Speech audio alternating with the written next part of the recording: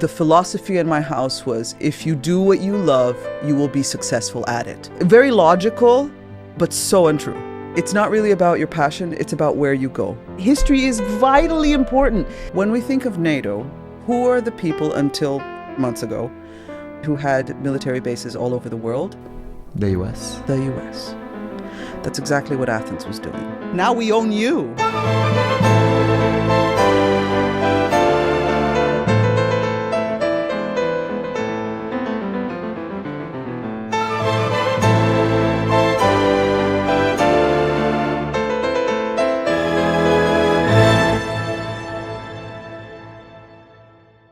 Manu, welcome to the show. How are you feeling? Good, good. Yeah? Lovely to be here. Thank you so much, Mateus, for having me. This is very fun. Thank you. How's your day going? What did you do this morning? So, this morning it starts as usual on a rampage. So we start, I get up in the morning and then it's like, what are the first meetings? And then it's like, what are like the kind of orders that I have to give my team? Oof. So where are you working now, Manu? So now I work at an economics consultancy in London. It's called Oxera. And I am a senior data scientist at the firm. Wow. So I was telling you the other day that I'm really impressed with your life story and with your professional career. I'm really humbled of meeting you. It's an honor. I truly say it. And when we were talking the other day, I couldn't believe the bravery that you've had and the resilience and the sheer determination to keep going, and of course the intellectual prowess you've developed, because you say you're a data scientist, but I know that that's what's happening now. I know there is a huge story to tell behind about your academic career. So could you tell me a bit about your undergrad moment, right? And where you were born and how you got there? Oh, Jesus. Okay, let's go. When I was a little girl. How does one start one of these? But so I think that my life and my career has been very much dictated by my chaotic desire for challenging myself in all sorts of intellectual directions. So whereas as a little girl, I wanted to be a marine biologist. By age 13 or 14, I wanted to be a philosopher. By age 15, I was like, people are going to call my house and call me Dr. Dal Borgo. That was already on my list of to-dos. I have to get a PhD. It wasn't, so I didn't want to do medicine like my father, but it's like, I have to get a PhD. But I ended up moving towards, funnily enough, art. So I was never very incentivized towards the sciences, and I think it's because girls just weren't incentivized towards the sciences. I see.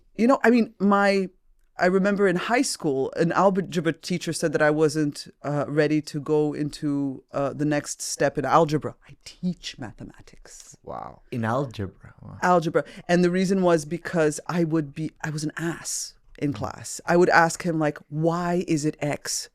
I was asking very obvious questions that to me, as a lecturer today, if somebody asked me that, I'd say, it could be apple.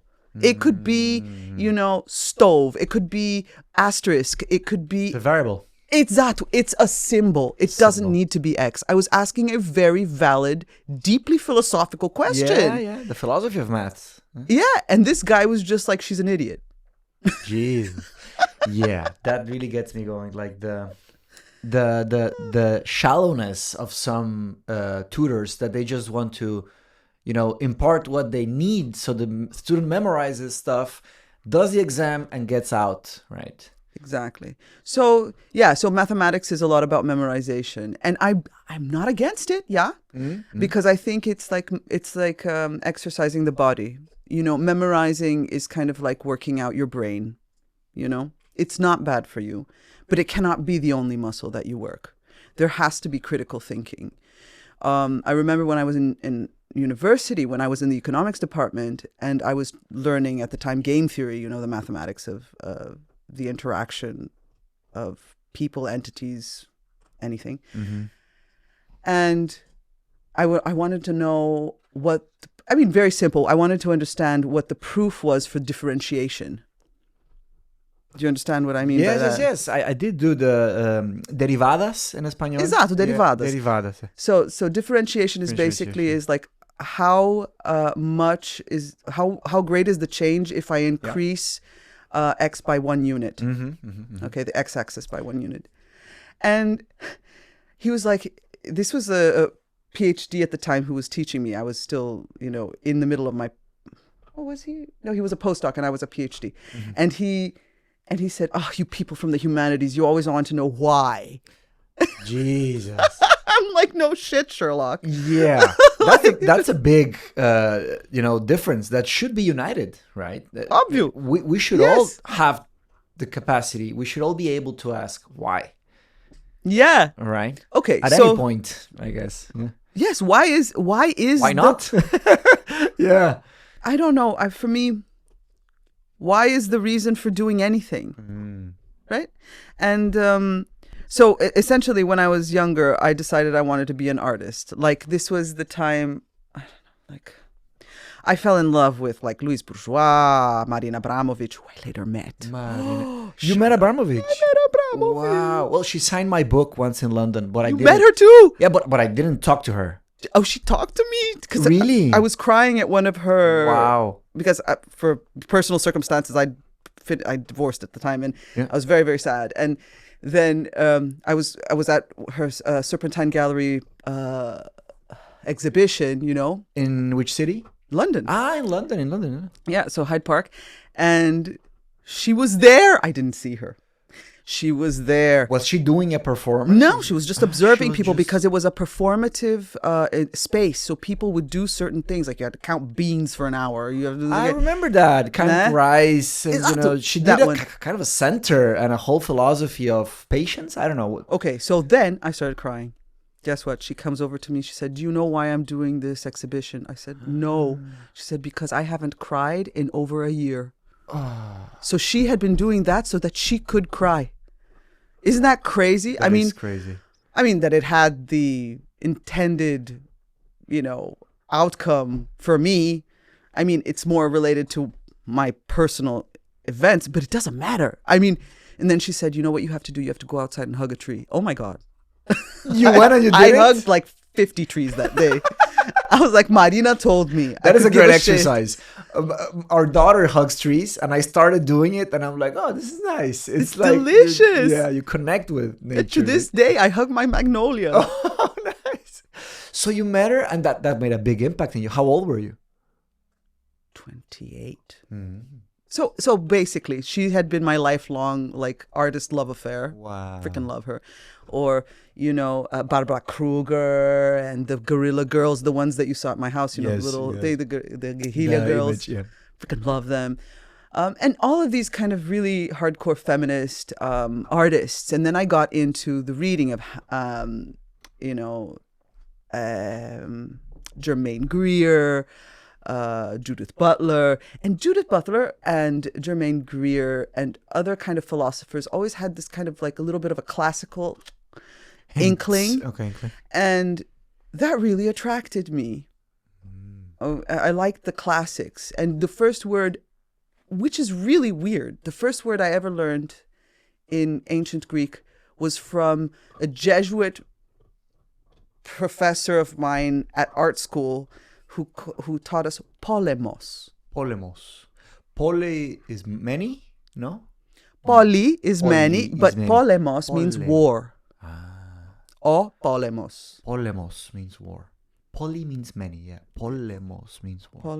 That was the first word you learned in ancient Greek. Yeah. And then today I am an economist of warfare. Yeah. Your PhD was in the economics of the Peloponnesian War. The Peloponnesian War. Wow. The strategic interactions during the Peloponnesian War, of which many are military. Yeah. So, going a bit back, the undergrad was in classics. Your undergrad, or not necessarily? My undergrad was in art. Art. Okay. I was hippy dippy, you know, like let's create. I had an art collective called the Cinco Pias. Cinco Pias, because our atelier had 5 faucets. Pias. Pias. Because in the South, Pia é um menino, uma menina. Really? I did not know. No. It sounds more interesting than it actually is. Cinco pias. 5 sinks. 5 sinks. That's all faucets. it was. Yeah. Sinks, not faucets. Yeah, sinks. What's the difference between a faucet and a faucet? Is where the water comes out. And the sink is the bowl. It's the sink. Okay, so 5 sinks. 5 sinks. Cinco pias. There were 5 sinks in the studio or something? Yes, that's all. And they were randomly displayed in, like, there would be a room with like old school houses, you know, where you have a little sink in the bedroom. I see. Just like standing there, yeah. And what art did you do? So I worked a lot with copper metal. And so, another artist that I was obsessed with, Joseph Beuys. Beuys, I forgot how to write. It's Buyes. I forgot. I'll figure it out, Yeah. Okay. And there's the... so you were inspired by him? Yeah, and he has also a military tangent because he used to be a pilot in a military pilot, and he crash landed somewhere in the North Atlantic. I don't know, Greenland or if it was the Icelandics or Finnish or what was it? I remember. So I'm sorry about my bad memory about this, but essentially he said that he was also helped to survive by being given blubber of animals and things, and really weird. And so his art later on, survivalist. Jeez. And then his art was all about fat, wool, and copper. Because it was fat makes you survive, wool keeps you warm.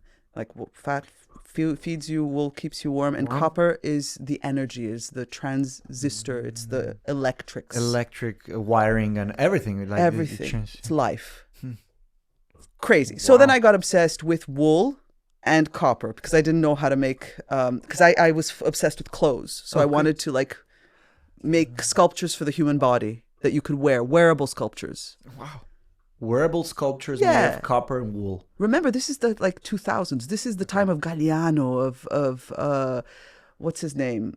McQueen, you know, where their stuff was just crazy, where they used to bring technology and design and engineering and everything. So I was really up that alley, but I was hardcore on the art. This was in São Paulo. This was in São Paulo. And then I made like armor out of copper. I made shoes out of copper, thick copper plates. I used to weave, you know, raw wool with copper wiring. Sei lá. Having fun. Exploring, having fun. Having fun.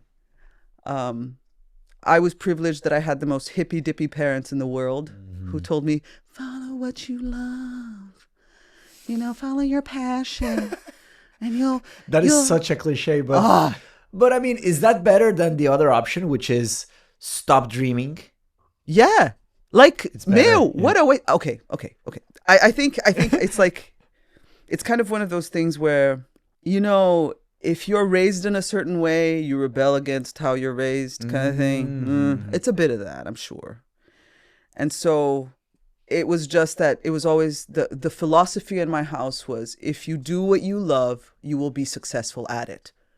That was the motto. You'll be good at it eventually. You'll be good at it. You'll make money. It's like the money is not the first priority. It's a consequence of being good at something, which requires you to like it. Okay. Like, very logical, but so untrue.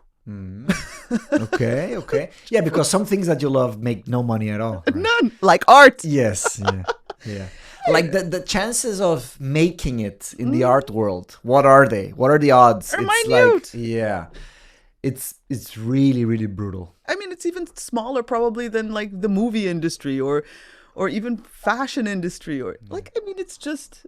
Yeah. And it's very much up to being within the crowd, having that network. Like we were saying, like where the corporates in the art world are not hiring, right? Like, the corporations. How is it? Yeah. I got a degree in philosophy, but they weren't hiring at the philosophy company. Exactly, they weren't hiring at the philosophy company. That's what we said. Yeah. Yeah, they're never hiring at the philosophy company. It's like there are no scholarships, there are no positions. But they are hiring at the. I studied basket weaving at Harvard. Basket weaving. So at that's my Harvard. second,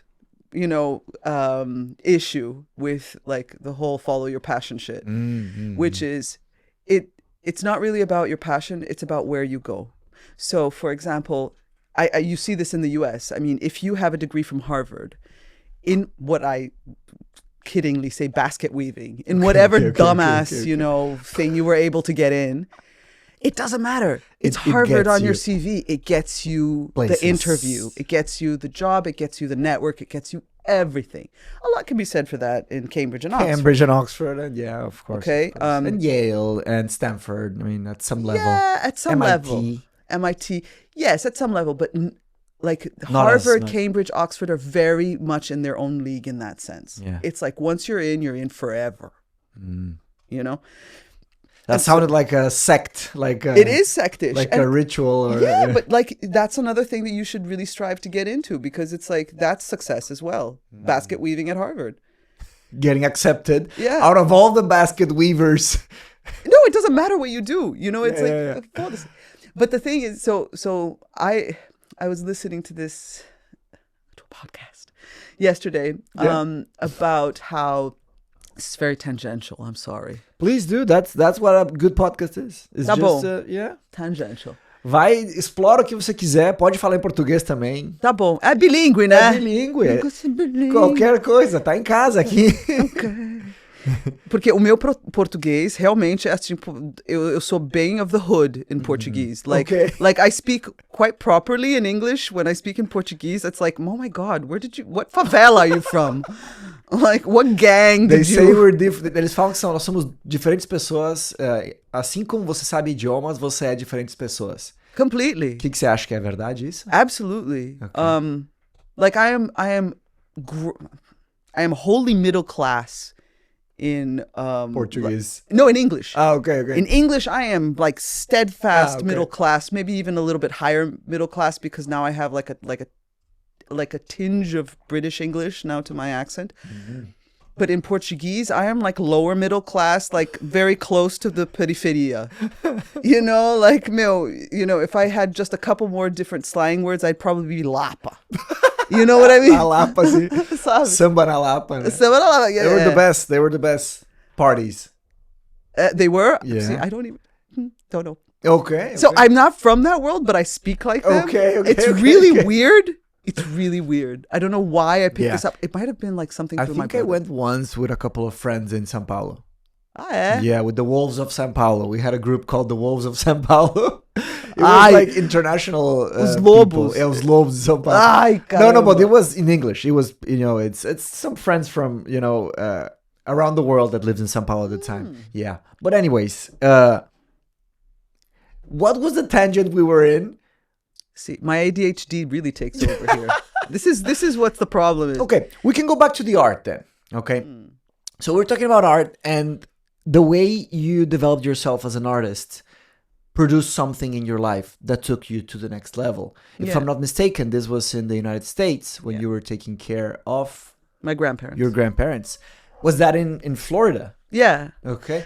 And yes. So tell me. Did that take you to postgraduate work? Yes. So what happened was that I was with my grandparents. They had both just recently had derrames. Derrame. I don't know how to say. Strokes. Strokes. They had both had strokes, one after the other, kind of consecutively, and they one was recovering already, but the other one was still in the phases of.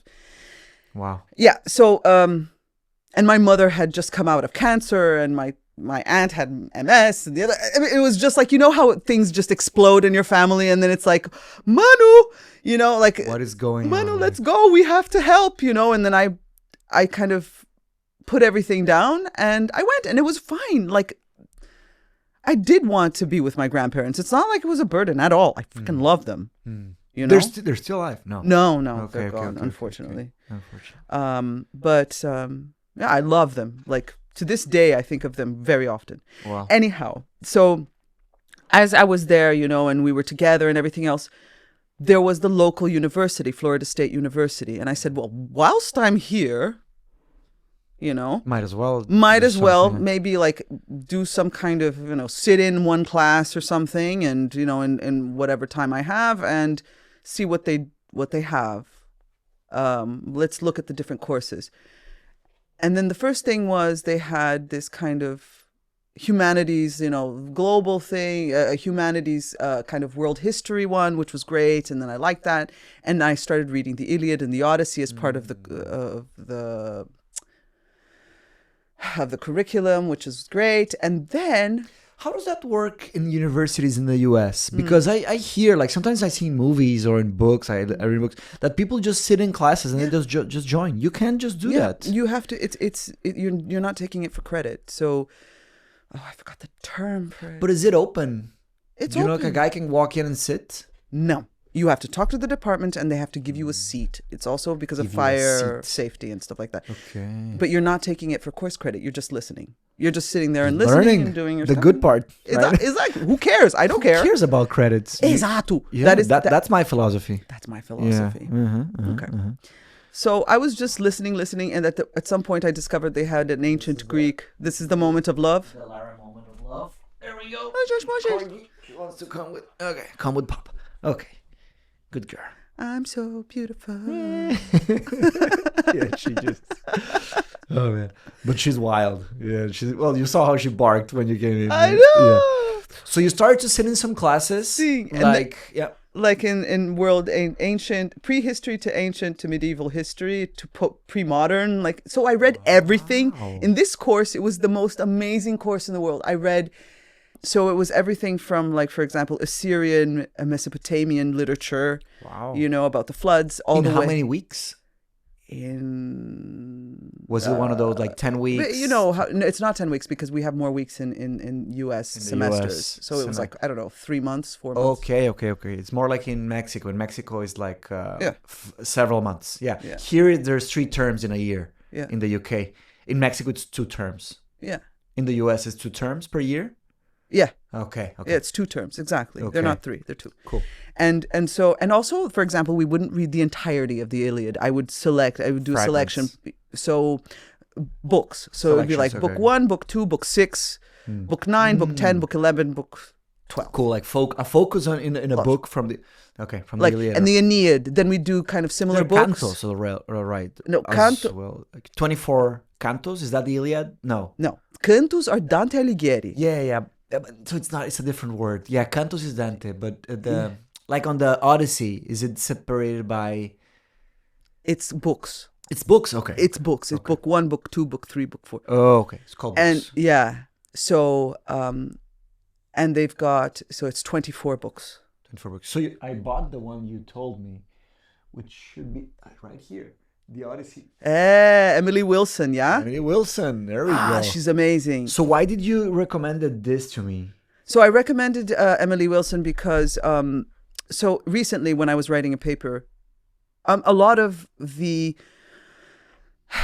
archaic Greek history historians and philosophers are all dudes. Yeah. And a lot of the I mean, also mathematicians and physicists and logical chemists, everything. But yeah, and the world. Yeah, but also philosophers and historians. Yeah.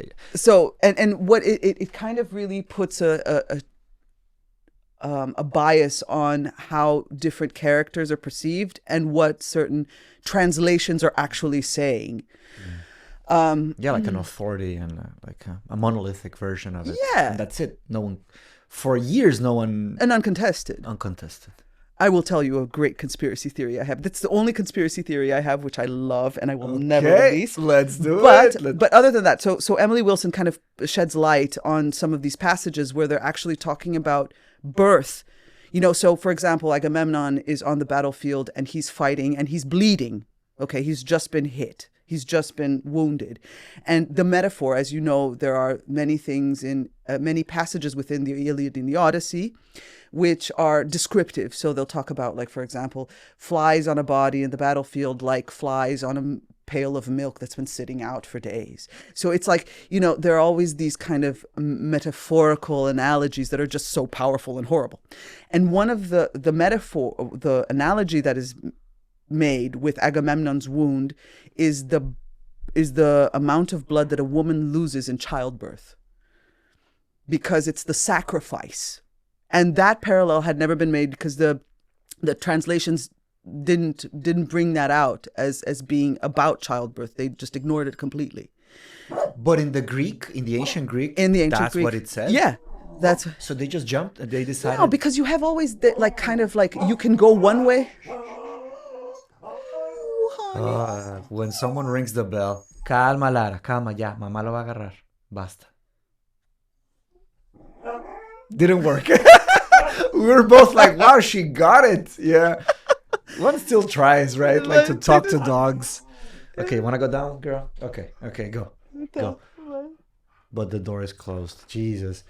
It's really hard to have a podcast with a corgi, Jeez. Okay, let's try to give. But she's beautiful. She's part of the furniture, man. Yeah, I love her. I love her like a daughter. It's crazy. It's right? What's wrong with us? Anyhow. Okay, yeah. But we have kids. That metaphor. Yeah, of course. I'm not comparing. So the metaphor. In all ancient translation, which is interesting, is that, for example, certain words will have different meanings depending on context. Okay. But the further back in time you go, when it comes to understanding the meanings of words, there are fewer and fewer passages to compare what that word means in that particular passage. So sometimes there are, for example, the most extreme version is what is called hapax, which is that it only happens once. Hapax, once. Hapax. So it's just one time that they did that comparison. That they only use the word once. In the entire corpus of the freaking thing. Used the word once. So used only once in all of the words, in all of the texts that we have, that word is only used once. Well, not in this particular, some instances. Okay. So those That's are the hapax, legomena. Legomena. The words that only appear once, or the hapax legomenon, which is a word that only appears once. Fun stuff. That's why I love ancient Greek. Wow. Really cool, right? I could talk to you for days. I know, right? Super fun. Yeah. So this kind of little junk really, it makes you start thinking, and then you move in all sorts of directions. You're like, wow, it's a mystery. It's actually like a real mystery. And a lot of these things.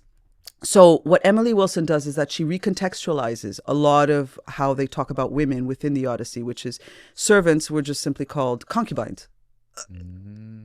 First, it's not even on our geography, within our geography. Second, there's all sorts of sexual connotations to this, which may or may not have existed, but you don't immediately assume. And so there are a lot of these instances. And the fact that she rereads this passage about Agamemnon's wound and the woman giving birth and their sacrifice in blood for childbirth is perfect, because that is a theme that runs throughout the Odyssey. Oh no, this is not the Odyssey. The Iliad. What am I saying? Okay. I'm sorry. I'm talking about the Iliad. Don't worry. So for listeners, remember, the Odyssey is about Odysseus' return from Troy, and Agamemnon is not in the Odyssey. Okay. Not in that way. If you would have said that, I would have to go into the texts again, because fine. I read them, fragments million years. Fine. But I'm gonna read them now. Yeah, no, but she also has a translation of the Iliad, and the Iliad. That's why it was both. She did both. So this was her first translation, and then the Iliad was next. Is it okay if I read first the Odyssey, or I have to read first the Iliad? No, you can read either. They're very self-contained. Okay. But the Iliad is so gruesome. Anyhow, this thing about Agamemnon and the birthing thing is that it's a theme that runs throughout the Iliad, which is all about what is the contribution of each man to war, which is that they give their bodies in sacrifice for society's prosperity, for the betterment of the community. And what is a woman's contribution to society is birth, is making those men. So it's a very clear parallel that Agamemnon's bleeding on the battlefield, protecting his society, is the same as a woman bleeding in childbirth, to producing men. Producing a man or a son or a daughter, yeah. Whatever. Wow. Population. Isn't that beautiful? It is beautiful. Like, Chrysamoibos. Like, for example, they call Ares the god of war. God of war. In Aeschylus, Aeschylus is a play, okay? Aeschylus is a poet who writes tragic plays. And in his Agamemnon, his the name play, of the play, Agamemnon. He was general, right? Agamemnon. He was, yes. I remember him from the movie Troy. Yes, that's him. A great, yeah. Yeah, he was a warlord. A warlord. Okay, a warlord. Which I suspect for you watching movies like this is sometimes like, oh, they're doing that wrong. They're doing that wrong. Yeah, but then sometimes it's amazing sometimes because they do it right. Yeah, sometimes they get things like that you don't know, and they're like, that's a good interpretation. Okay, I see. Like the Spartans, fighting naked. Yeah, those are cheesy, like magical for me, but yeah. No, I see. You know what I mean? It's like, yes, I'd love to see, a Greek warrior. So Christopher Nolan, the British director, is doing The Odyssey next year. No kidding. 2026. He's my favorite director, and it's gonna be his biggest budget ever. Bigger than Oppenheimer. It's gonna be, I'm really hyped about it. I hope he does a good job. I think he's going to do a good job. Okay. Well, there's a lot of pressure on him, though. But so, and your specialty is Thucydides, right? Yes, which then led me into Thucydides, because I read all of these classics. I read Iliad, Odyssey. And then I went all the way up to like Kant. Okay. So that I read in this kind of survey course, I read like the Prolegomenon of Kant, and which is basically it's a kind of a summation of all the metaphysics. It's like a prologue, but it kind of summarizes everything. Wow. And, Nietzsche and all of them. I mean, people are crazy. And that's the conclusion, yeah. People are crazy. People are crazy. How things are hard, people are crazy. Boethius, man. Boethius. Medieval, right? Yeah. No, so Boethius is he's like like single digits Roman senator. Okay. Who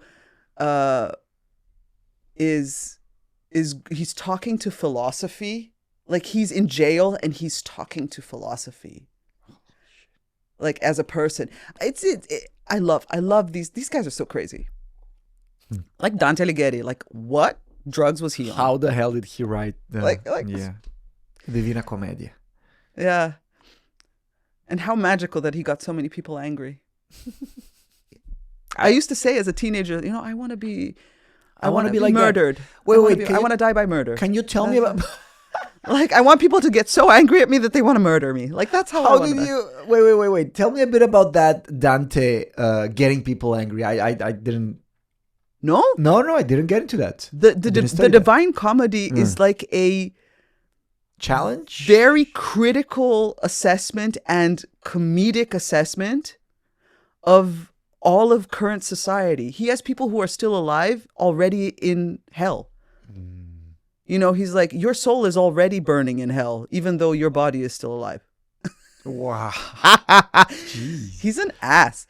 And, and he used to recite, apparently, so what people believe is that he used to recite like separate cantos as he was producing them on street corners in Florence. And so it would be kind of like the Colbert Report or the Daily Show or, that kind of stuff. Like trolling people around. Super institutions. And making it and laughing about it, and people would find it incredibly entertaining. The ultimate troll. Yeah. Whilst at the same time being extremely intellectual. Well, yeah. Like he's using Latin and Greek, stuff and everything. Like virtu. La virtu. I got that word from Machiavelli. So Machiavelli, I think he borrows it from... Probably. Yeah. So, I don't know I don't know anything about Thucydides. I know that Thucydides was a historian, I believe a war historian, and he was the first or one of the first that actually did. He attempted to do neutral, a bit more scientific history instead of just like saying Zeus got angry and Poseidon got jealous. Or is that so? So, in comparison to other historians before him, yes. Okay. So he's much less mystical and magical. Okay, that would be the right way to say it. Yeah, and although he still has like hints of it. I mean, no, let's be honest. He says earthquakes preceded the beginning of the war. Okay. So he did believe in kind of global upheavals, but we don't really know where they come from. There are some things like, tsunamis did come after the earthquake. So there is a cause and effect. He's very aware of the cause and effect of some things, but there are some things that have no cause, which means they are unknown, and he leaves it open to interpretation, and it kind of fades into the mystical. I see. Então it's like it's open to interpretation, but it's not overt, which is very new. And his kind of scientific methodology is very much based on who, what, when, how. It's extremely descriptive. A lot of the books, because there are 8 books in total, and he doesn't get to the end of the war, so he doesn't finish his history. I mean, it's presumed that he died in the middle of writing it, and he describes like certain events as very like, these people fought at this time of year with these are the people who died on each side. This is who declared victory, because, war is not about this thing about victory day shit. That really pisses me off. It's like anybody who's had family who's been through war knows that war is not about victory. Both sides lose. Everybody losing. Yeah, everybody loses. Okay. Except for 2 or 3, smarty pants. And then the rest of everybody else is just pure decimation and horror and awful. So, this person declared victory, then this person declared victory at another point. Like, you know what I mean? He's very... It's so pragmatic about how actually war operates. And then... Which is a step in the right direction for the ages. That was revolutionary. Very boring, but revolutionary. Of course. So there are some books that are quite dry, that are like, this happens, and then the next summer. Memory, discipline, persistence to... But then there are some books that like... love for the thing, right? If you don't care about it, it's hard to... Logical. He wrote one thing. No, but I mean the people that read Tucídides. Yeah. If it's dry, then people disconnect. But if you are passionate about it, you go through the dryness and you're happy about it. Yeah. Yes. So it's like amongst the dryness, there are moments of extremely sophisticated poetry, like. The description, this is where I get into like strategic behavior, because he describes events in such a poetic way, and poetry is about logic as well. So at this time, you have to remember there was no such thing as mathematics and, geography. Everything was philosophy, and everything was history as well. Did he leave? He was alive during the 5th century BC or 4th? Was it 5th century BC? So Plato, near Plato and Socrates and Aristotle. They were coeval, like they lived at the same time. Plato was younger. He's more along the lines of being... I mean, we don't really know his age, right? Yeah. We assume that when he became general, in the middle of the war, that he must have been maybe 35, but he could have been 40 or 45. Okay. Or even 30. We don't know. But he was more of the age of Socrates, let's say. Okay. More of the age of Socrates. So Plato was young. Okay. Wow. It's so hard for me to meet people that actually know these things. I find it fantastic. And I was thinking the other day, that's why I came to Cambridge, to be honest, for these moments. That's it. The rest is, of course, there's many more things, but that's why I did the podcast, I could say. So Can I say something very funny? Please. So Emile Bohr, the mathematician, he went to Oxford for a year, and his evaluation of being at Oxford for a year was very interesting. completely useless. Wow, really? Niels Bohr. Niels Bohr, sorry. Niels Bohr, yeah, Niels yeah. Bohr. How funny. And then where did he go back to? Where did he study? Ceylon. Okay. Little town in nowhere. Sasabi. Yeah. One of these people who loves to live in their own town and like, it's like I can think better here. You I know, see. like, No. Very funny. No, my town where I grew up. I mean, I love where I grew up in, but it's nothing like this. It's nothing like this. It's wonderful to be challenged all the time in all different directions. Excuse me. It is. Some people have different callings. Of course. And we have to, everyone has to respect that. You know? Like, so, well, going back to Tucídides, I'm fascinated by the fact that I'm very interested in how these people develop these new methodologies, the new ways of doing things, like, well, the classics, well, the pre-Socratics, to be honest, from mythos to logos. And in history, I know it's not a clear-cut picture as it is in history, but what happens to people that they just say, let's do this differently and let's do it excellently? Did he have like a calling, or like did he have like professors, and how was his development?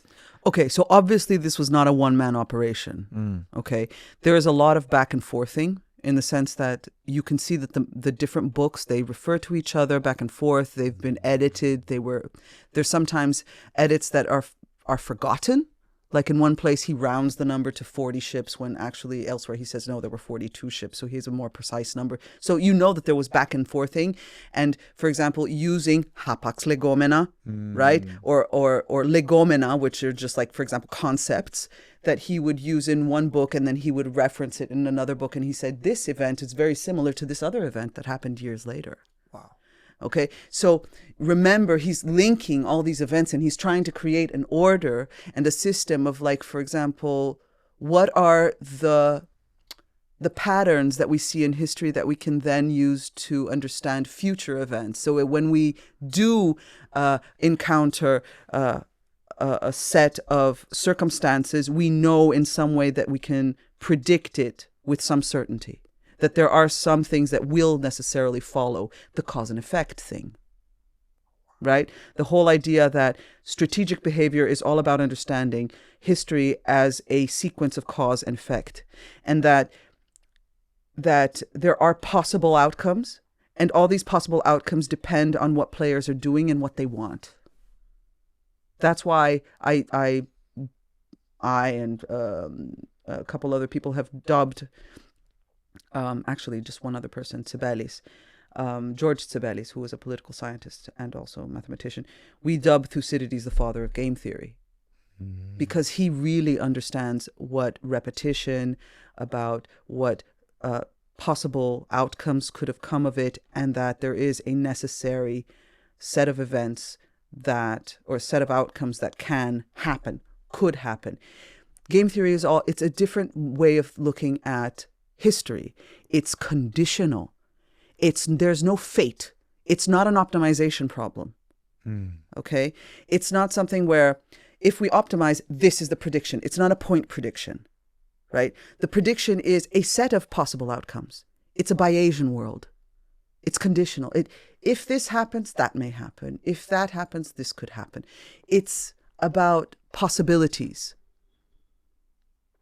Wow, it's so powerful. Isn't it? It is extremely powerful, because for the first time we had like a kind of a map, kind of of patterns, and future people can build on that.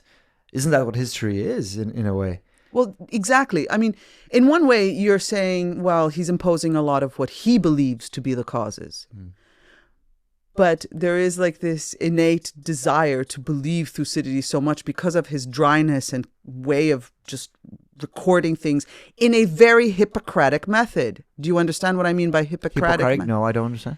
Hippocrates, the father of medicine. So the followers of the Hippocratical oath. I Hippocratic only know oath, that. Okay. exactly. Okay. So to do no harm to your patient. So there were a series of doctors that created a series of manuscripts that did exactly that. What they did was record the disease in a way that was very systematic. Person gets disease day 1, second day fever, third day seven.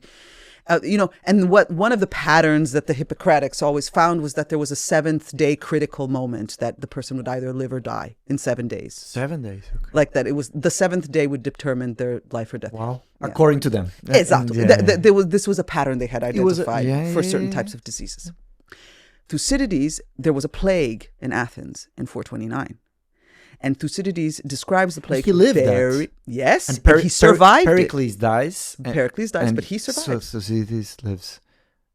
And he describes the whole thing in a Hippocratical fashion. Yes.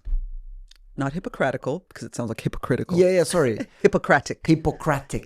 Sorry. Not sorry. It's funny. Hippocratic. Yeah, very hypocritical. Hippocratical.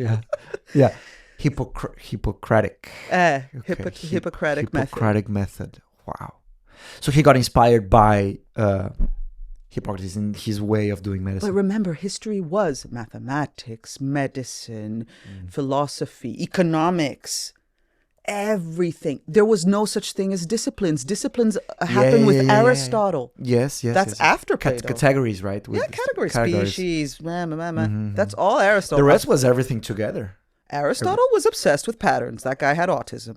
Huh? You think so? Something special. Because he was crazy. Because he was all about creating. How do I make a category for this and this and this? Yeah, and the posterior and the prior and posterior analytics and the telos and the rhetoric and the telos and the rhetoric and the beginnings of the world. So he took Thucydides' thesis of cause and effect to woo. Wow, I have to read that then. Yeah, he exponentiated properly. My favorite work of Aristotle is the Rhetoric. The Rhetoric, yeah. God. It is he's like a surgeon of language. Yeah, of language, but also connecting language with concepts like psychologies and emotions and metaphysics, everything. Yeah, he's amazing. I just read with some of my students the Nicomachean Ethics. We did a critical reading, 5-10 pages a week, very slow, commenting, lovely. I've read pieces of it, but I don't remember. It is great, yeah. And virtues and everything. So Thucydides, I'm getting interested. I'm going to have to... So he has 8 books. We have 8 books of him? Okay. Or are there Do you want the conspiracy theory now? Yes, please. I should have a conspiracy bell. Lara, she loves conspiracies. Come here, Lara. So Trevor Noah is very funny. He in one of his stand-up comedies, he says that everyone should have at least one good conspiracy theory, and I think he's so right. I'm with him on this. So this is my conspiracy theory. Okay. So just a question. This is not online. This is your original conspiracy theory. Yeah. Cool. Okay, let's start it. Let's spread it. Yes. No, just kidding. So the conspiracy goes as such. We don't know what happened to Thucydides at the end of Book 8. He just finishes, he ends the history in media res, which means that he ends it in the middle of writing a sentence. It's not even the end of a sentence. It's just like you can imagine it looks very much like that. And then Xenophon later on in the Hellenica picks up exactly from where he left off and finishes the war for him. Okay. So that's how we have the end of the war, because of Xenophon. Of the Peloponnesian War? Of the Peloponnesian War. Okay, of the Peloponnesian War. Because of Xenophon. Xenophon, the historian. Yeah. So, Marcellinus. Okay, let's start with some of the philosophers and historians of the beginning of the late last century and beginning. So late 18th, early 19th century. They all believed, or there was a group of them who believed, that we could identify what books were written at what times because of the events that were being described. So we were trying to match, for example, Thucydides' different books of when they were written, depending on, for example, the different edicts or the different other events that were being described in poetry that we had very firm dates for. So there was a lot of cross-referencing. This book had to be written at least by this stage and not further than this date, right? Okay. And then then we were kind of trying to date the books and when they were written. There was that trend. And then there was the trend of, are there different authors for the book? So for example, did he change stylistically? Okay, so for example, as I said, there are some books that are drier than other books, and there are other books that are just like pure poetry. Yeah. You know, where they use syllogisms and chiastic constructions, and I mean, read my thesis. You know, it's just this crazy amount of rhetoric and poetic influence, and so it's beautiful. So why are some places so dry, and why are some places so sophisticated? And so what they said is like in Marcellinus, which is a biographer of Thucydides from, I don't know, 2nd century AD or something like that. Or no, or 2nd century BC. I forgot. Okay. But he's one of Thucydides' biographers, and he's like in the Oxonis, in the Oxford text, you have the original Greek, if you want to go there and read it, in Thucydides' edition. Wow. Where he says, Book 8 was written by his daughter. Book 8, the one that is unfinished, was written by his daughter. That is said on this Greek by biographer, Marcellinus. By his biographer. I think it was BC. It must have been BC. So that's a fact. Anyone can go and see that. Well, we don't know if it's a fact. Marcellinus is saying it. No, but I mean, it's written. It's a fact that it is written. Oh, yeah. In Greek. Book 8 is written.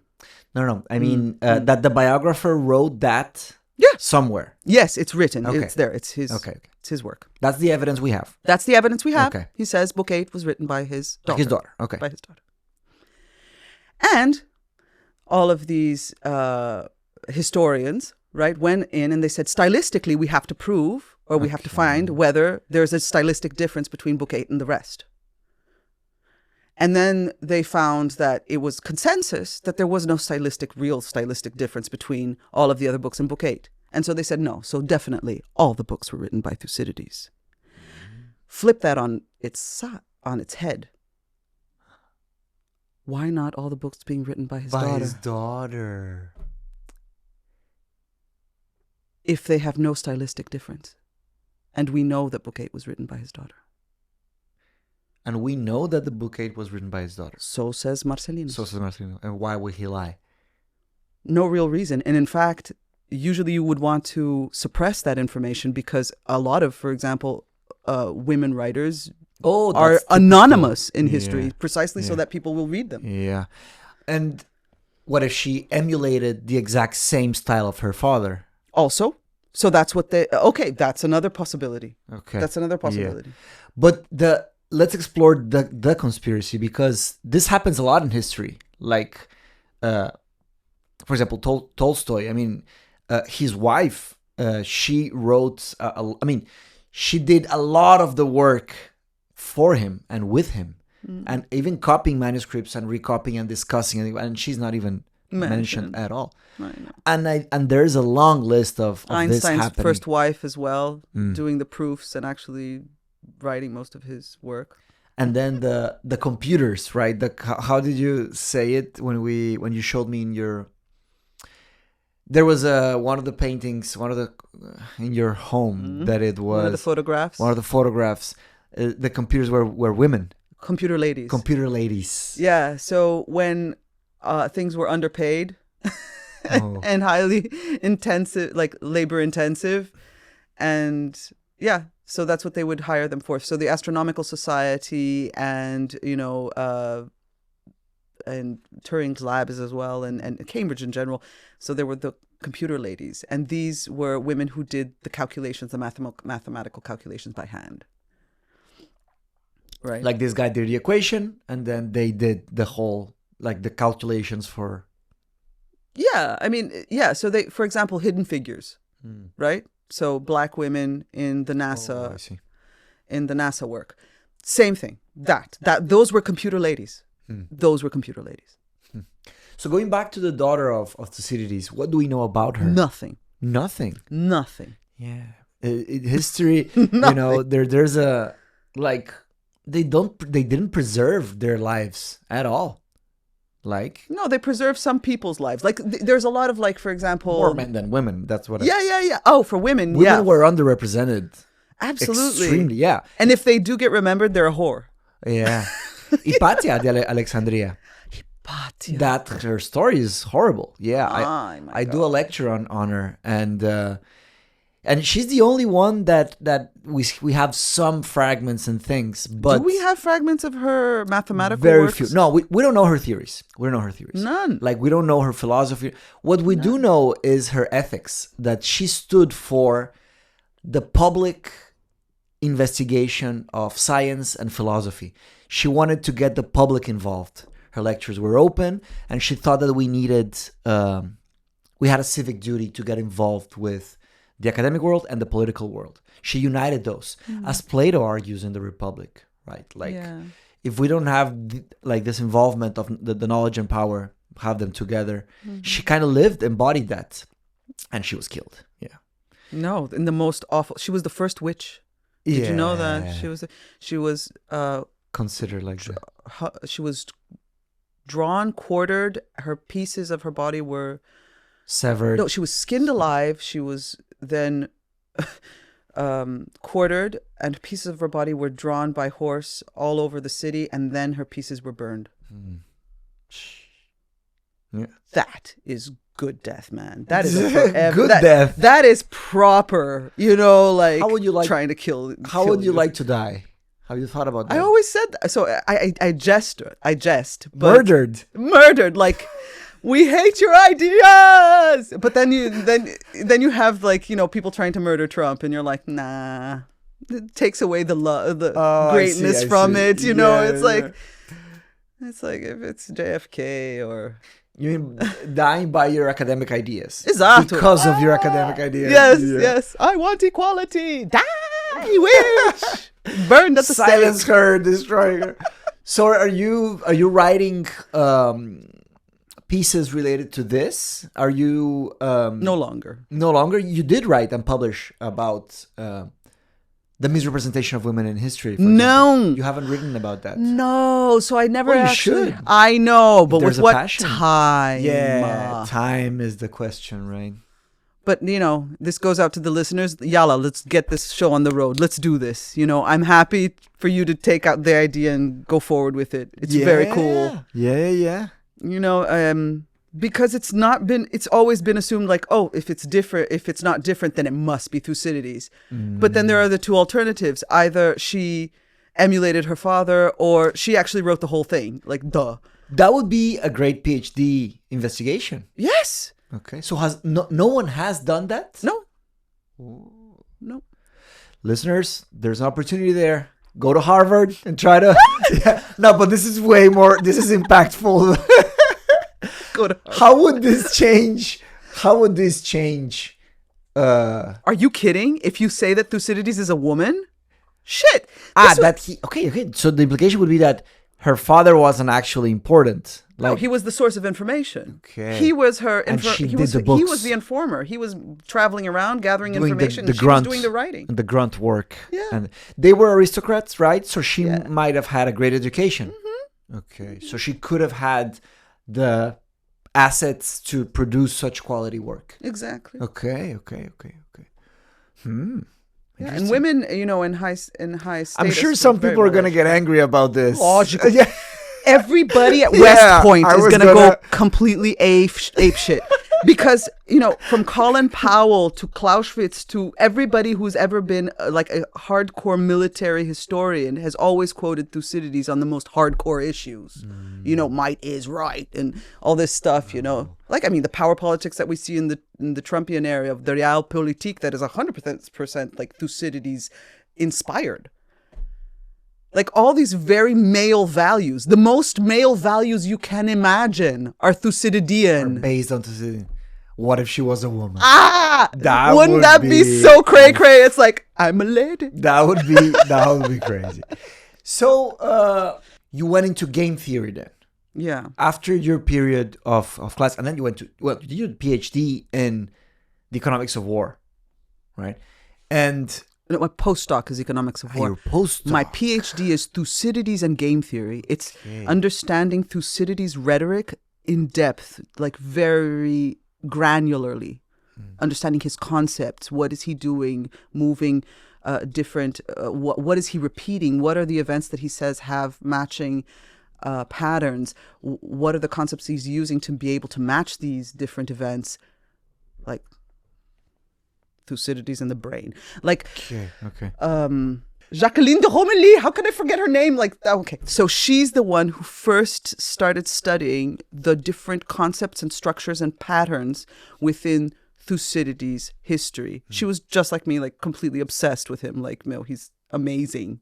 Like, you know? Posters of Tucídides everywhere. Yeah, that's my life. Are you kidding? Instead of boy bands, you had Tucídides. Have you seen my house? Yeah, I saw your house. So the bookshelf, there's an entire bookshelf dedicated to everything Thucydides. Wow. Like Thucydides and in love, Thucydides and math. He's been studied widely I'm being hyperbolic. So love, I don't think there's anything. I see. Because actually it's something that is explicitly absent in Thucydides. Was he in a way a philosopher then? Was there a philosophy of Thucydides? Yes, he was so he later gets called historian, right? Like he writes historia. That's right. But which is part of philosophy later on. But at the time, he really believes like he's coining this new kind of amorphous field that includes all of philosophy, but is driven to explain one thing, which is historical events. Okay, so for example, you would use all of philosophy to explain animals, right? Like direct it to the study of. He directed it to the story of historical events, and specifically to the historical events of a war. Wow! So he was a scholar. He did absolutely study. Okay. Absolutely. I mean, his probabilistic thinking, I think people really underestimate how mathematically logical he was in terms of proportion, probability. His basic statistics are just so beautiful, and he puts them into these strategic environments to explain how people are feeling statistically to mimic the potential outcomes of a war. Jesus. This for me is the most beautiful thing. So for example, so in the great harbor of Syracuse in Sicily, there was a showdown between the Athenian army and the Syracusan army. Both of them had great navies. What happens is that the Syracusans, they close off the entrance to the harbor, okay? And they blockade the Athenian navy, which is within the harbor. Some of the military are on land as well.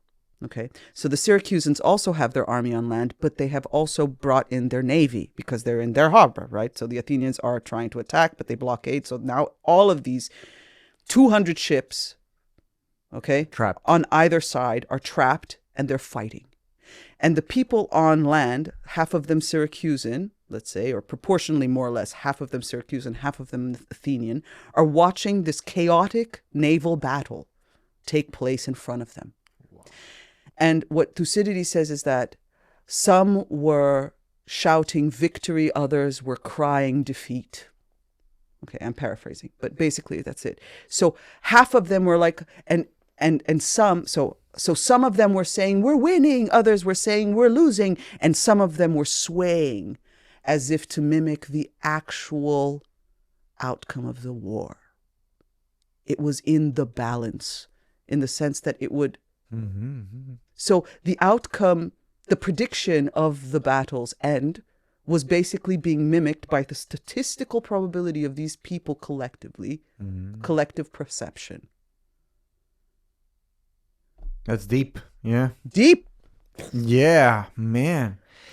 He noticed those things. But did he interview people? Did he went to places? We don't know. Did he? Okay, we don't know. So we don't know if he was actually present there or that he received information from the battlefield from people who were there. Because that's hard work. Like... And there's and then there's also the scholars who try to verify the information. Like he could have only known this if he were there, or he could, you know what I mean, or if he had had some kind of informant that was privy to who was at the battle itself. You know, like how was he getting interviews from these people? Was he actually there and then interviewing them after the battle, or was he then getting them to come, or he was traveling to see them elsewhere, or they were traveling to see him, or what was happening? We don't know how this information was being collected. That's one of the great mysteries of Thucydides, which also feeds into the conspiracy theory. Feeds into the conspiracy. We don't have... Because a lady on How the do we battlefield know? Yeah. doesn't look good. Man, there's so much that we don't know. Mm-hmm. Suppose most things we don't know in Yes. this scenario. Yeah. So then your postdoc, then that was on the economics of the Peloponnesian War. Yes. So you were already interested in economics Because of game theory. because of game theory, which you were led. It's so interesting that you went into game theory because of studying ancient Greek history. And then that's fascinating. And then can you tell us a bit about the Peloponnesian War? Like how, like the general outlines, and what was your base study in the Peloponnesian War? Like what economics? What are the economic Yes. elements of the Peloponnesian War? Yes. There are many parallels with what's going on today with, like, for example, the NATO alliance. And Of strategic bases and expanding the NATO. when we think of NATO, who are the people until 4 months ago were the people who spent most on defense and who had military bases all over the world? The US. The US. That's exactly what Athens was doing. After the Persian War, okay, the Spartans, and Thucydides explains this, the Spartans, they kind of relegated the defense responsibility to the Athenians.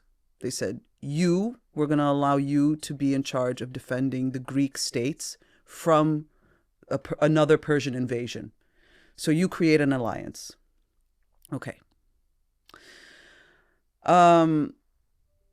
And they do this effectively, and they create a place where people can donate money, okay, to a bank, a sort of bank, on the island of Delos, which is kind of midway between the Greek colonies in Turkey, what now is Turkey, on the coast of Turkey, and those which are more on the Greek, peninsula.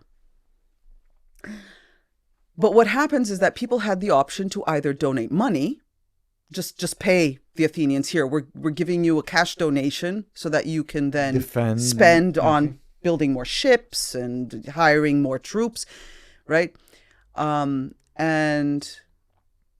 Or you can contribute a certain number of ships yourself. So what happens is that slowly people stop different states stop providing ships and start just giving money. Just giving money. So what happens is that the Athenians all of a sudden have centralized finances for defense spending. But that defense spending is not only for Athenian protection, it's for the protection of the entire Hellenic world. But, they start like Trump, they say, well, we big and bad and we've got all the money, and now you guys don't have much of a military. Now we own the world. Now we own you. Now we're going to strut our stuff. They do exactly, the Athenians they did exactly what the Americans are doing now in NATO, which is hilarious. So it's kind of like, it's a little bit of an So the US has been receiving money from several countries? No. It's money in the sense of, it's not a direct cash input. Like, there are different ways of sponsorship. So, for example, we've had very free trade deals with, like we in the sense of the Europeans and the rest of the alliances, with the Americans, allowing them to like take control of our markets. We're very open to their companies. We're very open to their their currency, the dollar is everything. All things after economic. The Second World War, yeah. The world is was very amenable until very, very recently to all American policies. Like, because they were a very important defense strategic partner that was, always pretty much, it's like they are the defenders of the world, right? Police of the police, world, yeah. which is one of the things that Trump hates, right? But that was the agreement. We allow everyone to prosper with our policies. To make money. To make money for us whilst we defend them. So it's a different kind of cash transfer. It's not the same. I see. But there is a big parallel because There it was like open roads Open roads. for the red carpet everywhere. Everywhere. Yeah. And so what happens is that the Athenians start, and this is what my latest article is about, which is that the Athenians start putting pressure on different nations that were generally considered to be neutral, in the sense neutral that they didn't want to give any cash transfer. And they start putting pressure on them, like Melos, the island of Melos. You either submit to our authority or we will destroy you. And this is what created what Tucídides has, which is very Platonic. It's called the Melian Dialogue. Melian Dialogue. Melian Dialogue, where few Athenian generals are speaking to the Melian representatives, which are also probably very likely aristocrats. And this is where might is right comes from, where the Athenians are, we are bigger, we are better at defense, and you will capitulate, you will fall very quickly. So why are you resisting? We're allowing you to keep your lives. All you have to do is submit. And they say, this is not a problem. This is a moral problem. Right? This is a moral issue, which means that you're doing this just because you can. And just because you can doesn't mean it's right. Hence the idea. And one is arguing essentially, so the Athenians are saying, you're going to lose everything today. And the Melians are saying, what you're doing is actually to the detriment of your alliances in general, because what you're showing your other allies is that if you don't submit, you will completely annihilate somebody who stands in your way, which makes a defection from your alliance so much more dangerous, because you know that that defection will never come back, because they know the consequences of what happens to defectors. So it will be a much more difficult road ahead of you if you're not more lenient today, because then... So that was the stone that led to the avalanche. To the avalanche. So when the pressure really comes on, so we're a decade in or more into the war, and Athens is running out of money because it's like, years and years of war. Where is the pay for the soldiers? Where is this going to come from? The states are also... sources stopped giving. So because they're also losing, right? Sparta got allies all over as well? So Sparta had its own Peloponnesian League, okay. Which is an even older league. And they are, bound by kinship, like we are all... Brothers because we are all descended from Hercules. Okay. Shit like that. Yeah. Mythological shit like yeah, shit like that. So league is alliance. They're born again Herculeans. Who knows? Yeah. Watch 300. Nah, just but they're also really open to negotiations. They're extremely autocratic. They're a closed society. They're a small elite with lots of serfs. So they don't have slaves per se, but they have people that they oppress systematically for their ethnicity. So, yeah. Jesus, so, yeah. And so they were outnumbered 1 to 9 or 1 to, yeah. So for every one Spartan, there was one Messenian, which was like their serf caste. Okay. And then they have all these dealings with the Persians where they're trying to get sponsorship from the Persians. And the Persians are kind of like, they're in another geography and they have their own issues. So they have these kind of like coastal governors called satraps that are just kind of, they do have an interest, but then they don't. It all depends on the politics, further into the geography of Persia rather than the coastal areas. Okay. So they're at times interested, at times not. It depends with their internal politics. And they're kind of, they toyed with the Hellenic world very much like you would play with a cat. Like, yes, I'm going to give it to you. Nah, maybe not. I'm going to give it. No, I'm not going to. With Sparta. Yeah, with Sparta and later on with Athens. They do the same. So they're constantly kind of playing both sides. They're really watching them destroy each other. That's what they're doing. Yeah, they were like, making them. Yeah, fight away. And it worked. Total. Yeah. Completely. So what happens is that within many years into the war, you have a avalanche of defections, because once they start defecting, They know this is the time we have to go, and we have to go together because it has to, like the Melian said, once we start defecting, we have to defect hard because we know the consequences. They're going to kill us all. That's what they do to the Melians. They kill all the men. Wow, they take the women and children as slaves. Like they grant their lands to Athenians. Like wow, brutal. They destroyed the society. So then they know that these defections have to be absolute. There is no kind of wavering. That's not very Aristotelian, one would say. Really? In what sense? I believe, Alexander the Great was tutored by Aristotle, and the diplomacy, I don't know how much that is true, but in theory, the concept of diplomacy, a lot of it comes from the ideas of Aristotle into warfare. That's exactly what, it's just that the Athenians and the Melians disagreed about the quid pro quo. Oh, yeah.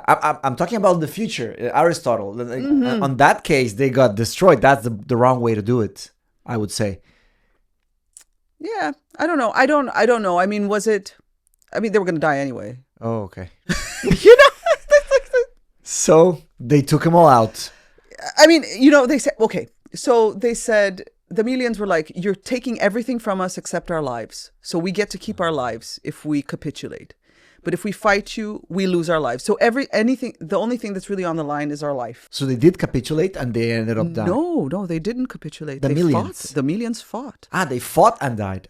And they lost. Not as easily as the Athenians said that they would lose. Like, they took a few years. Like, it took, a couple of years to defeat the Melians. And then Sparta picked up on this and said, let's stop Athens. Sparta was just another one, watching them destroy themselves. And Sparta was they were always... So this is where Allison, so there's an author who talks about the Thucydides trap, where this is considered to be the primary cause of the war. This is one of the causes of the war, according to Thucydides, is that the Spartans became afraid. And because of that, they were afraid of Athens' growing power. And because of that, they started to become more aggressive. So the Thucydides trap is this fear. It happens before conflict. People are afraid of each other, and it creates suspicion, and that's what leads to war. So that's a concept that is used till today. Yes. So it was coined by Allison. Thucydides trap. Yeah. Thucydides trap. And it's interesting because we see some parallels with what's happening now with the US and China, which is kind of like the Americans became afraid of China. And so hence this move to become more aggressive, the tariffs against, China at such a high rate, and it's exorbitant, it's crazy.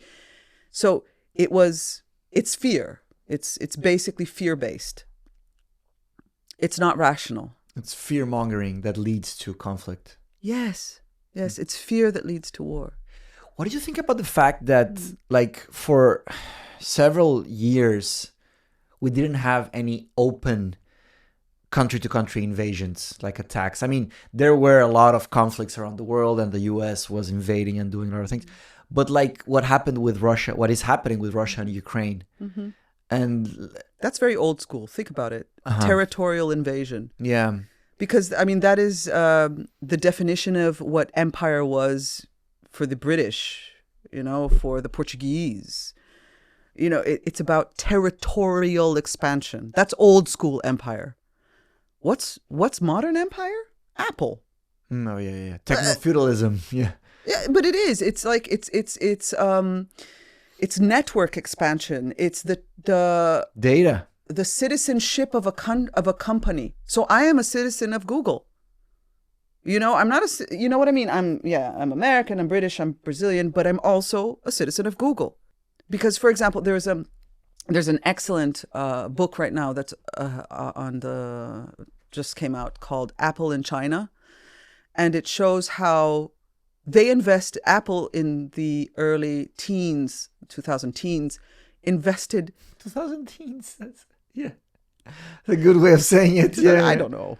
Yeah, I'm trying to be generic, and I don't remember the dates exactly. Yeah. No, that's a good way of saying it. And they invested billions in China to upskill engineers and technicians vocationally to be able to build iPhones. Chinese engineers and Chinese. Yeah. So basically, this is upskilling another country's economy. It's fueling. I mean, basically, the monster that we have today, that is China as an economic boom, was created by Apple because of this incredible, like hundreds of billions of dollars You're kidding me. of investment. Like these numbers do not even come close to the Marshall Plan. Investment into like 16 nations or whatever it was, or even, the CHIPS Act, which was enacted by Biden, right? So I think it was to forbid chips to go to China. so that they would You wouldn't reshore sell them. They will reshore them. Yeah. The Reshore the manufacturing. Taiwan Semiconductor Manufacturing Company was built in the U.S. Exactly. Yeah, they brought it home. But so Apple at the same time, a decade earlier, had already done this incredible transfer. And then now you have all of these millions and millions and millions of Chinese who have been upskilled and vocationally trained by Apple, who are now working on EVs, who are working at Huawei, who are working at... So we basically created an incredible economic boom. Apple behaved like a country. Yeah. Do you understand? They have that level of This power. is country level money. Yeah, it's country level money. It's not even, it's bigger than country level money. It's crazy. Bigger than most countries, right? Exactly. So I'm thinking, this thing with how we're so obsessed and worried. Obsessed and worried with what? Where were you going with that? With countries? Were you going to say that? Or politics? Yes, with territory. Yeah, territory. So we're so obsessed with territorial expansion. That is so old school, Kara. It's like it's like Putin wants Ukraine. That is like what you need to control if you don't have tech, if you don't have Apple, because you're not Apple. That's what you have to have. What you have to do if you're not Apple, if you're not Google. You need land. You need land. They have what's above the land. They have minds. They have people. They have networks. They have a switch. They have You flick a switch. They have models. They have AI models. Yeah. Did you see what happened in Portugal? You flick a switch, something goes wrong, the entire country goes down. Do you have any idea how susceptible a country is to be able to have a network entirely What happened in connected? Portugal? I didn't get that. So there was like a almost a day blackout. That was in Spain, right? Oh, sorry, parts of Portugal, okay. mostly Spain. Sorry. Okay. Parts of Portugal, mostly Spain. You're right. Okay. Spain. And it got, it was chaos. It was right? chaos. And then, But how That's how interconnected is that network, and how susceptible it is to any kind of attack? If that was not an orchestrated attack, Jesus Christ, you just showed them how. Yeah. You switch off the lights and boom. Yes, it's over. You can't communicate. I mean, imagine defense-wise. That's it. Civilian protection. It's checkmate. Yeah. It's checkmate. So, technology, integration, network effects, all of that is the power of these tech companies, and their just money in general, their swag. It's crazy. Yeah. I don't see a way down the road that we take this power from them. I don't imagine it. I don't know how. Antitrust. You have to break them up. Yeah? Yeah. You just have to have a very strong antitrust enforcement. So you think strategy. that would be because then there would be fear-mongering and a Thucydidean trap, and we would attack them economically before they grow too big? Or has that already happened? No, like preemptively. Yeah. No, so there's so in competition economics, which is what I work in. Yes, there we go. Ta. Competition economics, yeah. There's I believe that the common consensus is that you don't want to get people too early, because then you stifle innovation, and you don't want to get them too late where you're going to actually, you're already hurting consumers. So you want to get them at the point, you want to get these kind of monopolies at the point where they are about to cause real damage to consumers. And you stop them. And you're supposed to stop them. Okay. Is that always how it happens? Obviously not. Apple, Google, Meta. There are examples that these Goliaths are just on a rampage and they're just gobbling everybody up. I mean, there's an entire industry of startups that is specifically operating on the premise that they want to sell their innovation to one of the giants. They don't want to innovate and become a Google. They want to innovate to sell to Google. To be attractive enough for them to get purchased. They just want to they want to feed the giant. There are entire industries because you cannot compete. Wow, like a sacrifice, like a... How are you going to compete? I mean, the amount of... Yeah, exactly. There's no way. It's completely... Yeah. It's sad how much we all collectively depend on them. Yeah. So this is kind of like, if you go back, I mean, the technology-wise comparison doesn't really work, but the Athenian point of like, we are putting too much trust in one single agent. Again, yeah. And that creates a hubris. Good word in Greek. Is it a Greek word? Hubris. Yeah, hubris. Oh, I don't know. It's this kind of arrogance that leads to downfall. And talking about red carpet, we are red carpeting them. I mean, 100% of the world is red carpeting the tech companies. Total. Like, it's an honor to have them to be in our city, you know? Yeah. It's like, don't pay taxes, just be here. Exactly. I love your HQ. Yeah. So my thesis on the masters, which we could definitely talk on in another episode, would be Techno-feudalism and how Elon Musk wanted to do a company in Monterrey, in my city in Mexico. He wanted to build a Tesla gigafactory in Monterrey, which is a water depraved city with very cheap, manufacturing, labor and cheap energy, cheap land. And of course, he just wanted that. There's apparently there's another Tesla or Elon data center that's creating an immense amount of pollution, and it's causing all sorts of problems in the US. I think it's like some Utah, like some desert kind of. Yeah, it's starting to show, like in the AI studies, the energy and the water consumption is out of hand. It's completely out of hand. But it was hidden for most of their history of the history of modern computing. That was hidden. Like I studied that on my dissertation, where their case studies where these companies said, like, no, we can't reveal our water usage because it's like a trade secret. Oh, you can't reveal how you're destroying the environment by warming the water? Exactly. Jesus. Yeah. So the first ones I ever heard were doing this. Okay, this is my own personal, like, chat with everybody else. Okay. Was a friend of mine who worked for a gambling company, an online gambling company, and they were buying old military complexes, defunct military complexes in Greenland to store their data centers. Because it's naturally cold there, so then it cools naturally, also through the water. So the water is very cold and the environment is very cold, which has a great cooling capacity. Yeah, as long as you take care of humidity, you're good. It's way less expensive. Yeah. And of course, you need a lot of money to make that operation. But geez, it's like online gambling. Think about it. Like gambling. Logical. It's like porn, gambling, all the junk that, online must have been booming, since time immemorial. It is out of control. Studying what I studied was really hard psychologically. Like I don't want to do my PhD on that. It's too brutal. It's too, sad, to be honest. The water and electricity. Not only the water, just studying tech.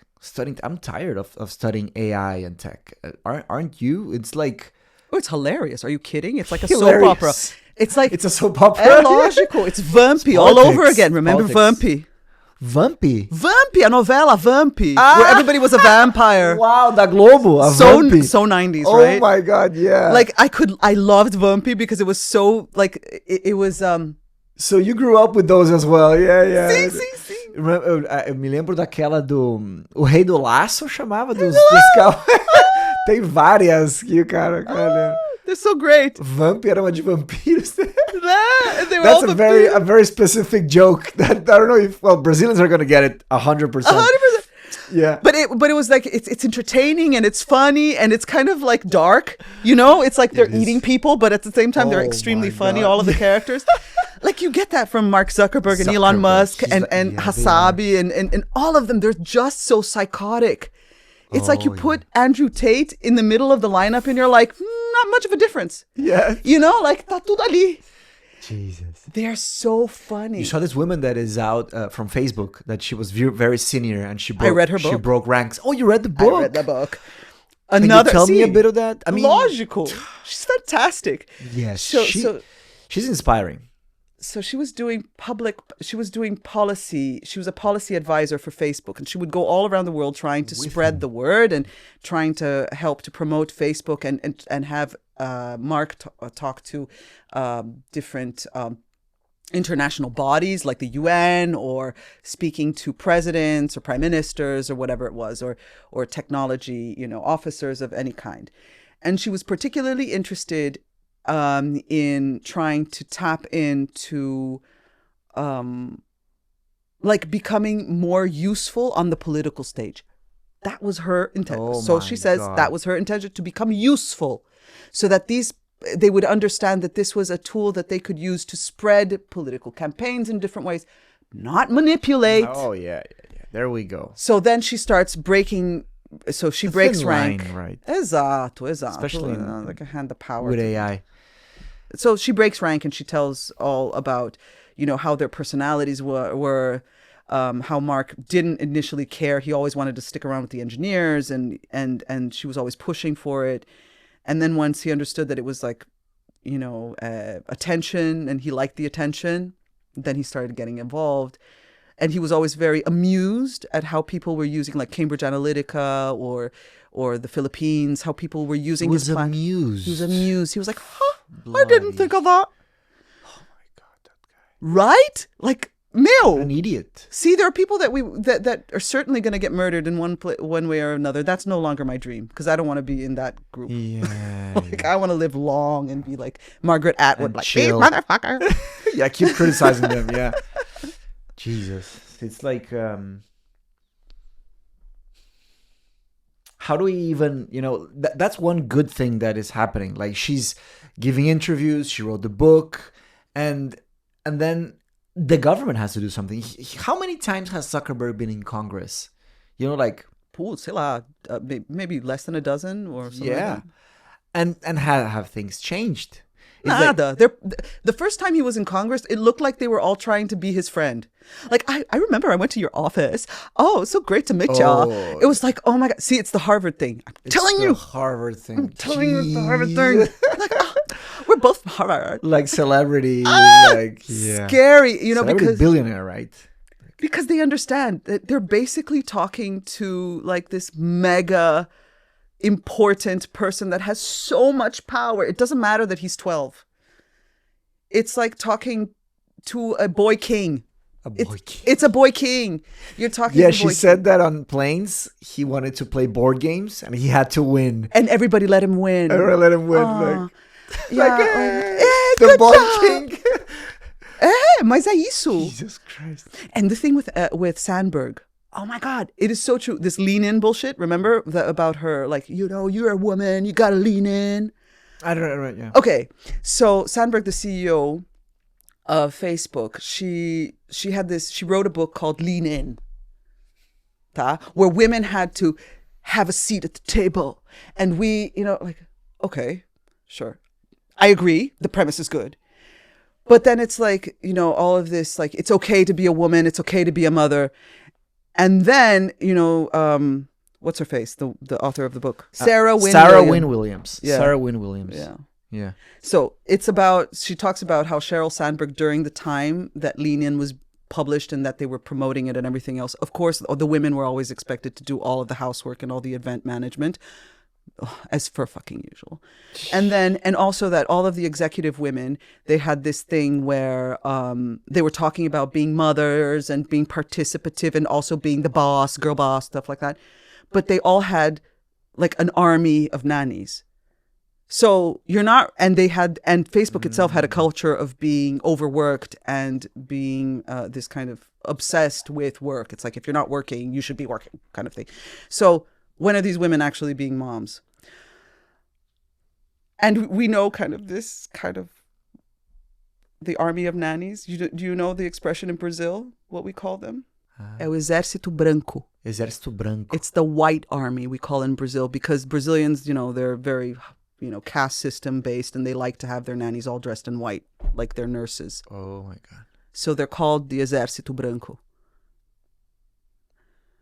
I mean, there are different cultural and social political issues to that, but it's essentially that same thing, where women that are in high positions are always expected to be doing other more important things other than childcare. Jeez, yeah. And I mean, the thing is that the lean-in conversation was kind of, and it's all kind of like a sham. It's a lie. It's bullshit. She's outsourcing all of her momming and whatever. Like, doesn't really care. And then she had these really weird things where she wanted to sleep with her in the same room. Remember when she was pregnant? Like, you have to come and sleep with me. And they're all Harvard-y, kind of networky, and they're all kind of like super buddy, and they touch each other. It reminds me of them. Jesus. Yeah. You've met these people. Well, yeah. I mean, you meet... I've been around and I'm old. No, but you got to be in the right circles. Yeah. So you know how Brazil is. Brazil is kind of this... You've got a very big chunk of poor people, you've got a very small elite, and then you've got an even smaller middle class. And then the middle class, you end up getting smushed with these exorbitantly rich people. Mm-hmm. So I had a Palio, let's say, and my friends had, at 16, a Ferrari. I would go to the same school as somebody who had a Ferrari, and I was like, like middle class. Very, very middle class. Yeah, Mexico is like that as well. Exato. Yeah. Classic. So what happens is that you get pushed in and you end up spending a lot of time with these hyper rich people. Yeah. And they're all like that. They're kind of like, they're sordid. They're a little bit, their view of life is extremely skewed. They don't understand what it is to have a job. They think that waking up in the morning, exercising, and having a meeting with Veja as like socialites. Jesus Christ. Yeah. Yeah. That's a job. It's like, bro. Yeah, no idea. Clueless. No idea. Yeah. Yeah. So like that. It's and very those much people that. are running the world. Yes. Yeah. This is where Marx got it wrong. The proletariat have nothing in common. They can't talk to each other. Yes, they suffer the same shit. This is where Marx got it wrong, you think? Yeah, because the proletariats in Russia and the proletariats in Brazil and the proletariats in, let's say, the US, they don't speak the same language. They can't talk to each other, but the elites can. The elites, they go to Harvard, they go to Cambridge, they go to Oxford, they go to the same universities. This is why I'm telling you, this is not a good idea to have me on your podcast. I'm kind of a shit. This is good. I mean, whatever. You can be free. You can say whatever you want. Yeah. So they all so the elites, they all have the same language. They all share universities, they share networks, they intermarry, they're all in the same circles. Hence my Harvard point about, once you have a network, you're there forever. That's it.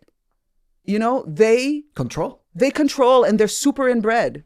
They're super in their bubbles, and they're so wealthy. Yeah. They're just so fucking wealthy. It is. Can I just make a closing statement? It's been great having you, Manu. I hope this is just the first, because I'm not even started with all we could, discuss. And I'm very happy that we did a survey from Tucídides and before that until these days. So thank you for being on the show. Isn't that cool? It is. There's so many parallels, and we can actually make those bridges. So people don't understand. History is vitally important. It is. We think, the ancient Greeks didn't know what they were doing. Dude, we're the same freaking people. Our brain did not change that much. It's the same, we're the same species. And you anticipated a question I was going to make. Like, how would you apply that theory to what's happening right now with Trump and the world?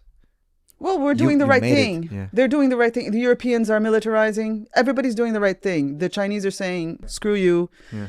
You know, and the same thing, what's happening to the U.S. is what happened to Athens. They start to teeter and they start to become chaotic and they don't know what to do and they get all blustered and the economy starts creating incredible amounts of uncertainty. Their markets start to flail.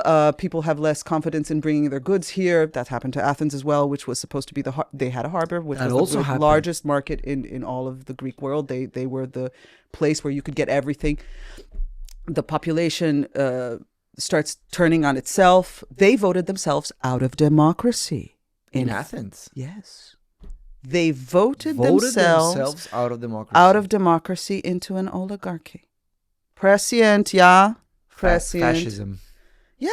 Well, it was oligarchic. Oligarchy. So they had an oligarchy in the end. But it was just, that's what you do. Concentrated control. They get paranoid, yeah. Panic. Do you have a prediction of how many years would it take for the U.S. to... Oh, it'll be fast. Yeah? Yeah. Yeah, because, I mean, communication is just so quick nowadays. I mean, before communication and propaganda was done by coins. Saka. No, I didn't know that. No. Ancient societies, propaganda was done by coins. So you would mint coins with certain information on it, you know? Yeah, and you would spread that. And then you would spread the coin, and that was like how you would get like an ideology spread very quickly because people were using the coin all day long and they were looking at the coin. Are you? Yeah, isn't it brilliant? It is brilliant. But how much can you put in of an ideology into a coin? Like Ides of March. They have Ides of March coin. Sorry? Ides of March. Don't you know? Ides of March means when Caesar was killed. Oh, okay. So reminder, Ides of March. Don't forget. Don't forget. I remember there was a coin with the owl of Athena. The Athenian owl. The Athenian owl, and that wisdom. Wisdom. Yeah.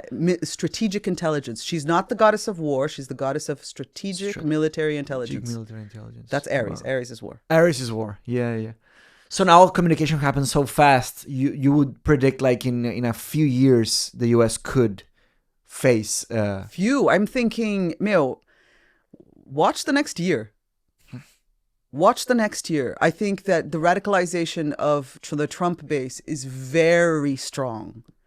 Is very strong, especially because you have the youth. A lot of the young men are they are so... And there are many different reasons for it. I mean, it's loss of economic control because women are entering the labor force and they're not accepting kind of patriarchal norms, which is something that, their mothers had to endure because they had no economic say. But now the women look at their moms, say, I don't want to be like you. And the dudes look at their dads and say, I want to be like him. And there's a real big disconnect with that. Jesus. So there's a fight there. And the boys are finding it easier to connect with the military, bodybuilding junk. And they are getting hyper radicalized by it. And that's what's happening. So I think that, and the Trump world is really going to have, and they're able-bodied, young, and very energetic. But they're going to war. You think they would? Yeah. Oh, they would join his war. They would go. They would join an insurrection again. They would storm different people. They're doing it already. They're like going after different judges. They're getting threatening letters from different members. Let's watch the next year. I mean, I think something radical would happen within 1 or 2 years.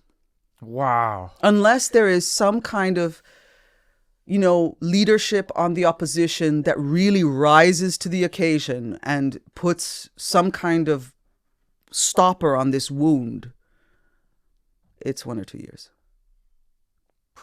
Well, this opens a whole box of Pandora of questions, but I'm gonna hold myself here. It is amazing. Let's talk about that on the next one. I'm already inviting you to a next episode. Let's do it. This is super fun. Yes. All right, Manu, thank you so much for your time. I'm sorry we took a bit longer than that was super fun. Thank you. God, I got a breather from the whole. I'm actually working with Apple and other people. Yeah, you have 2 phones and all that. I know. All right, in my PJs. Thank you so much. 2 You're always phones in my welcome to PJs. come with your PJs. All right. Bye-bye. That's Bye. a wrap. Bye-bye. Gracias totales por ver este episodio de Sangre y Suerte. Espero te haya gustado. Si conoces a alguien que le interese este contenido, por favor envíaselo. No olvides de dejar un me gusta y un comentario para el algoritmo. Si quieres estudiar filosofía más formalmente, revisa los links en la descripción de este video. Y espero que encuentres lo que estás buscando. Nos vemos por acá. Fuerte abrazo.